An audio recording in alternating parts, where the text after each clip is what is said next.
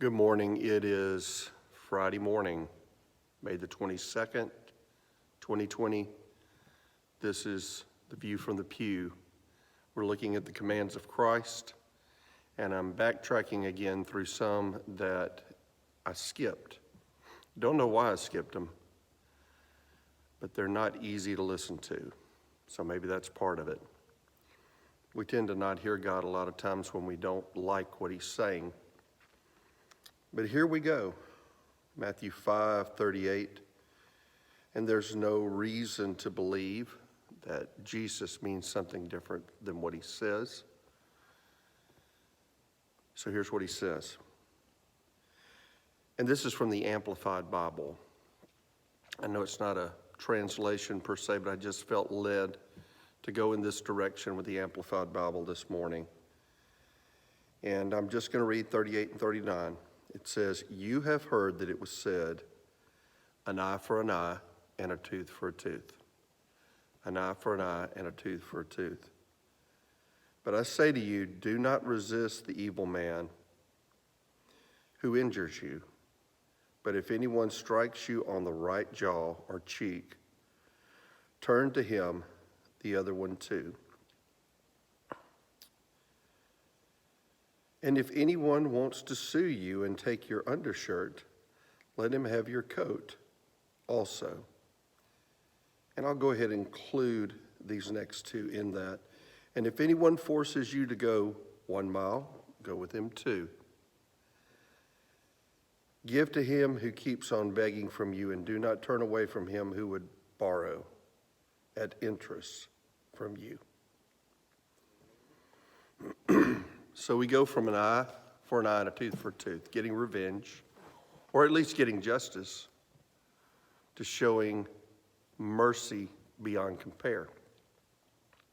Why do we do that? He's going to say a little bit later that the reason you do that is to show that you are from your Father in heaven. And probably one of the most difficult things for us to grasp in the Christian life is the need to show mercy, to show compassion, to show forgiveness when justice says otherwise.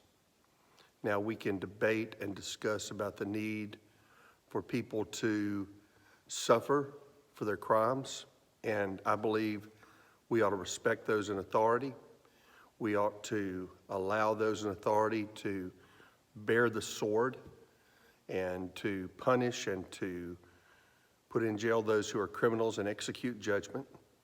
But when it comes to you as an individual and looking at those that you want to get revenge on, those who strike you, maybe not those around you, but those who personally strike you, are you able to respond like Jesus says we're supposed to respond as his disciples? I'm going to be honest with you. I can't say that I always have the right attitude when it comes to these sorts of situations. And it seems wrong to take a lick and then turn the other cheek and say, "Here, hit this one too."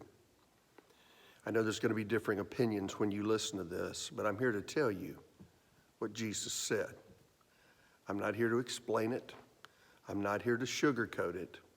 I'm just here to tell you that he told us to teach others to observe all that he commanded to do. And the days of justice, or the workings of justice, are in God's hands. "Vengeance is mine, I will repay," says the Lord. But when it comes to mercy, forgiveness, love, the world needs to see that in Christians. The world will know we're Christians by our love. So I pray that God will give me the grace, will give you the grace to take these words of Jesus seriously. And when it comes to seeking justice, that our default personally will be mercy, compassion, love, and forgiveness.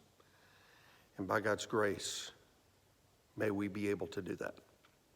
I pray God gives you a great Friday, and I pray that you'll be able to join us Sunday. 8 a.m. Sunday school, we'll be talking about accepting one another as believers with all of our differences.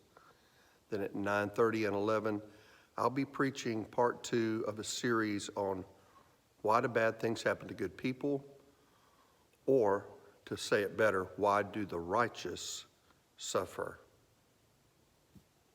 So I hope you'll join us then.